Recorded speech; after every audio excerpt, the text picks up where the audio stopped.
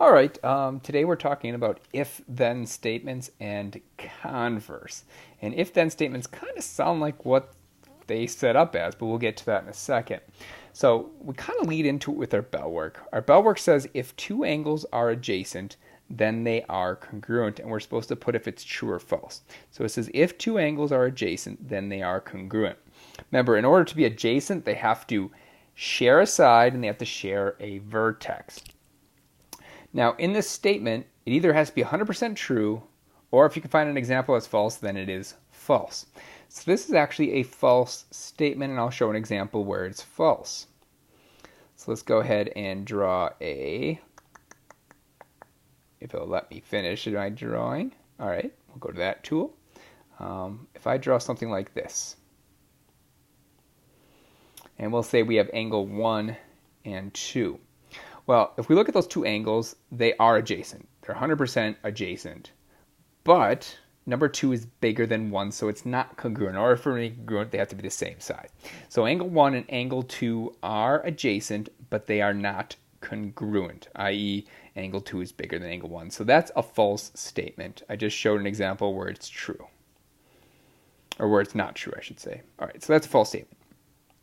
Let's go into conditional statements. Conditional statements are those if-then statements that we have on top. A conditional statement consists of two different sections. We have a hypothesis and we have a conclusion, all in one statement.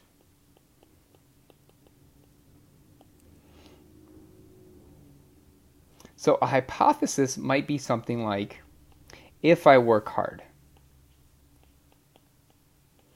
If I work hard. I'm hypothesizing I'm going to work hard.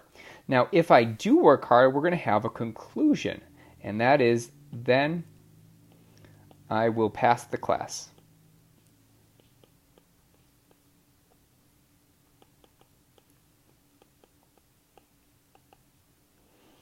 So we have a hypothesis that most of the time starts with an if. If something happens, and our conclusion is, then something else will happen. So let's look down here. We have a friend saying to you, if it is sunny after school, then I will play basketball with you. So in this case, we have a hypothesis, and that is, my hypothesis is, it is sunny after school. That is my hypothesis. Now the conclusion is, let's say it's sunny out, then I'm going to play basketball. That is our conclusion.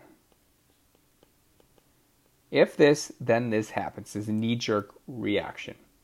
Now above is an example of a conditional statement called an if-then statement.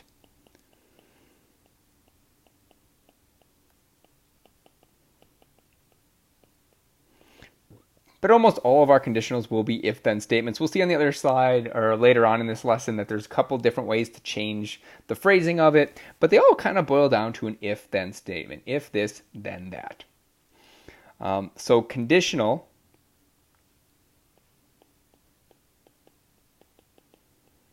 for the sake of this class is going to be the same thing as when I say an if-then statement. So I'll use those two words pretty much interchangeably.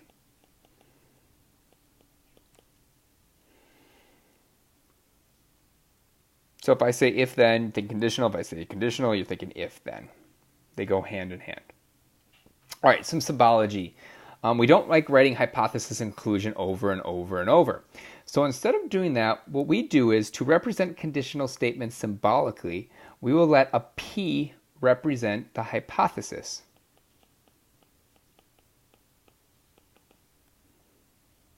And Q to represent the conclusion. So every time you see Q, you should think that's my conclusion. Anytime you think of P, we think that's my hypothesis, so we don't have to write it all of the time. So an if-then statement is really if my hypothesis, then my conclusion.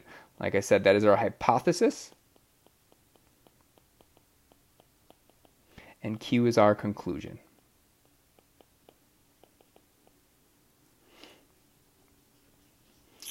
If we go down here, it says if it is sunny after school. So in this case, if I'm asking you to write if it's a hypothesis or conclusion, all you do is you box it and you go, hey, that's P. That's my hypothesis. And when I highlight my conclusion, I'm just going to box it. I'm going to put a Q by it. And so everyone knows that is actually your conclusion. Q conclusion, P hypothesis. If you ever forget about it, just write the word hypothesis in conclusion. Don't guess at the letters. All right. The next thing we're going to talk about is a converse statement. The converse of a conditional is formed by interchanging the hypothesis and the conclusion. So we're actually flipping our hypothesis and our conclusion. And conclusion.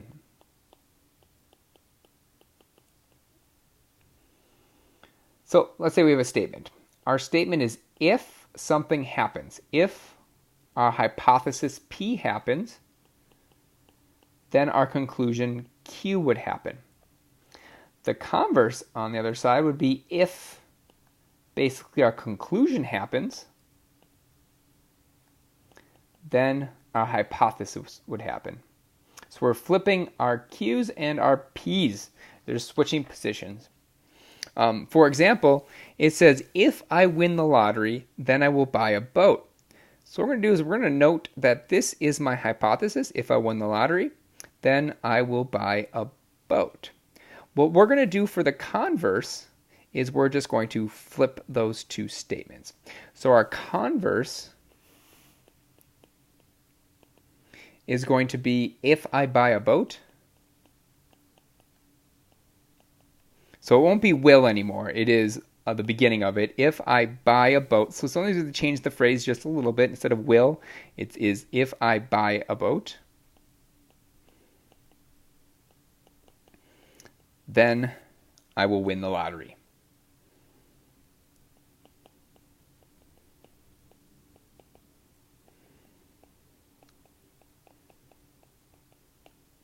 So sometimes flipping these will make sense, and other times it will not make sense. In this case, it kind of doesn't really follow logically. If I buy a boat, then I will win the lottery.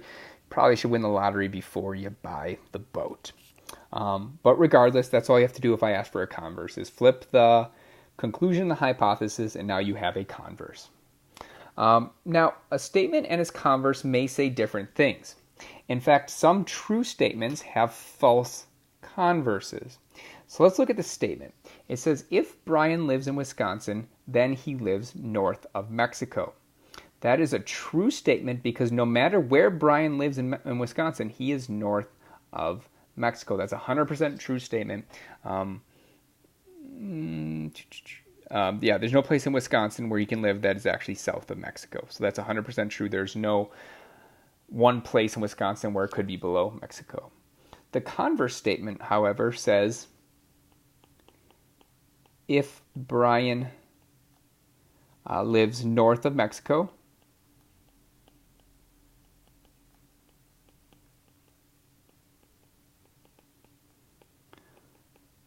then he lives in Wisconsin.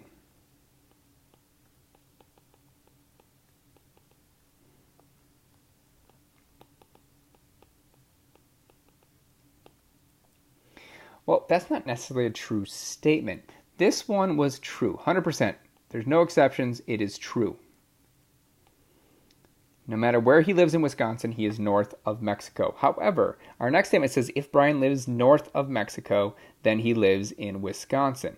Well, you could live in any other state, pretty much, minus like Florida and parts of California and Texas, but he could live in Illinois.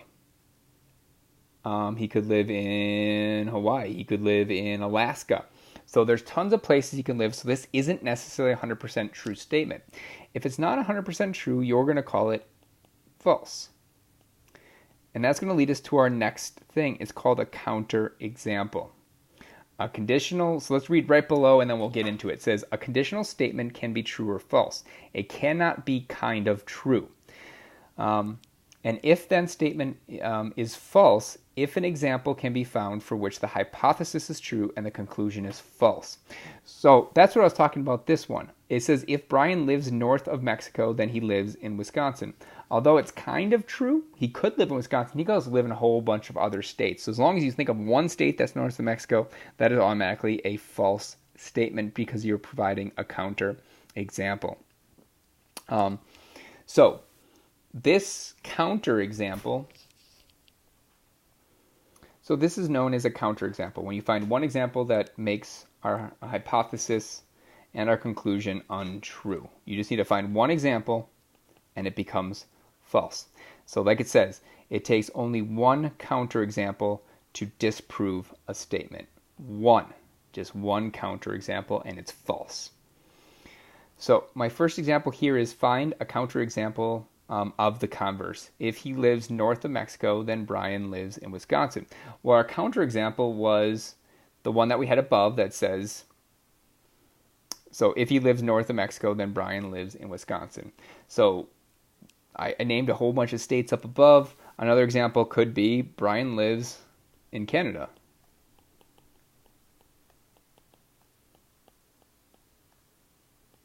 That is a counterexample. It is north of Mexico, but it is not Wisconsin. So this statement has to be true for the hypothesis and false for the conclusion. The hypothesis says is if he lives north of Mexico, Canada's north of Mexico. However, it's false here where Brian lives in Wisconsin, so it is entirely a false statement.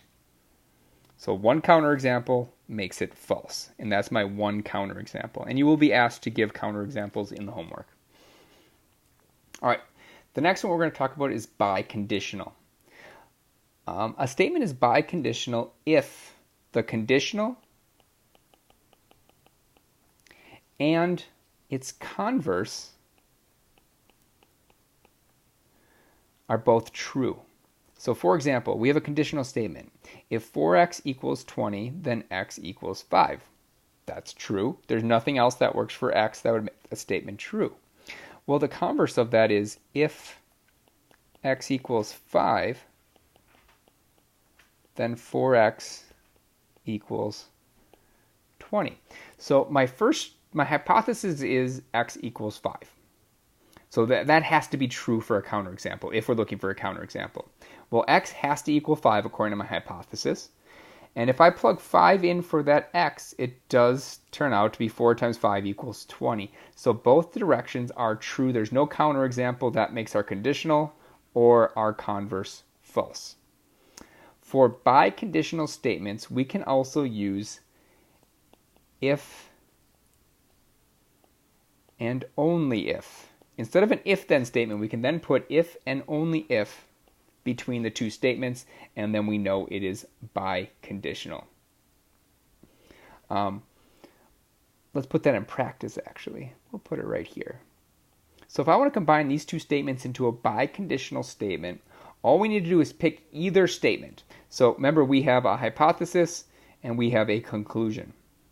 We can pick this in any order. I usually go by the conditional. But all we need to do is write 4x equals 20 if and only if, and then we put the other part, x equals 5. That tells us that this hypothesis and this conclusion are really interchangeable, that you can put them in any direction you want. That's what that if and only if stands for. Also, to kind of shortcut it, you can write if and only if as a long if. IFF stands for if and only if.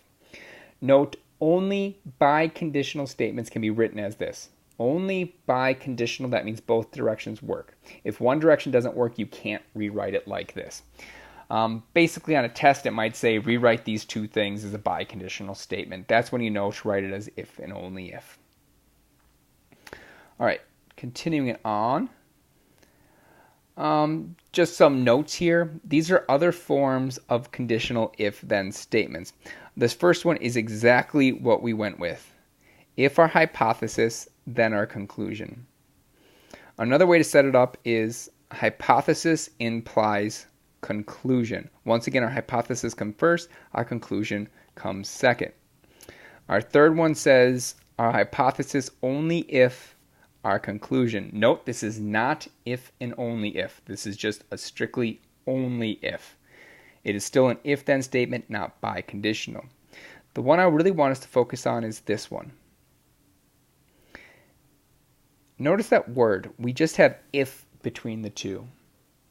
And I want us to look at the fact that our hypothesis and conclusion have switched places.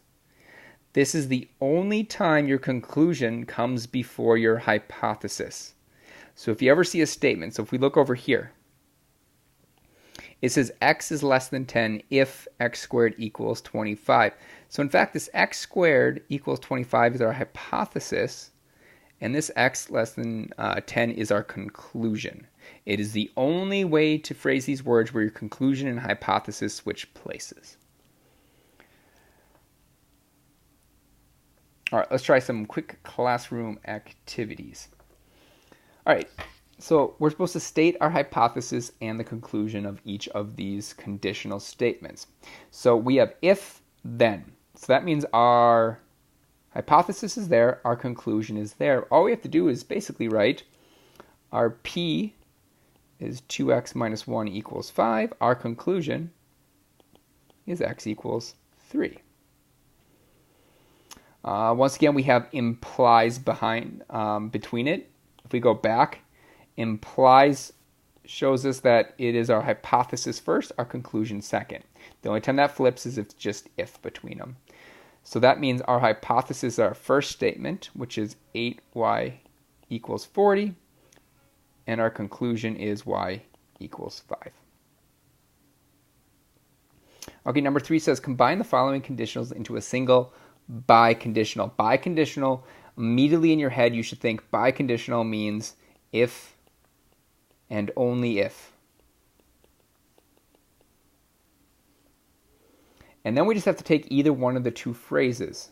So we have this one and this one, and it doesn't matter what order you put it in. Like I said, I usually take the first statement and write that one first. So I'm going to put angle 1 is congruent to angle 2 if and only if measure of angle 1 equals measure of angle 2. So that's the easy way to write two things as a biconditional statement. All right, number 4 says provide a counterexample to show that each statement is false. You may use words or draw a diagram. So number 4 says if AB is congruent to BC, then B is the midpoint of AC. Remember, we can draw a picture or we can describe it. This comes straight from our bell work from the other day. And that is, if I have A and C, nowhere on here does it say B is on the same line as AC. So we can draw B up here, connect them, and make AB congruent to BC. That is the exact example of a counterexample. I just need to see a picture. Our hypothesis was AB equals BC. That's true on my drawing. And B is the midpoint of AC. B is not the midpoint of AC, so this part is false. The first part is true. The second part is false. That's the exact example of a counter example. Make the first part true, but the second part false in either a drawing or a statement of some sort. All right, number 5 says state the converse of each conditional. Is the converse true or false? Number 5 says if today is Friday, so right now that's my hypothesis, then tomorrow is Saturday. That's my conclusion.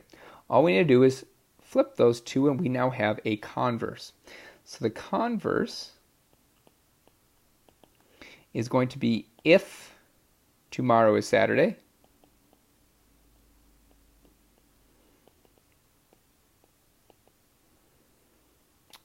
then our hypothesis, today is Friday.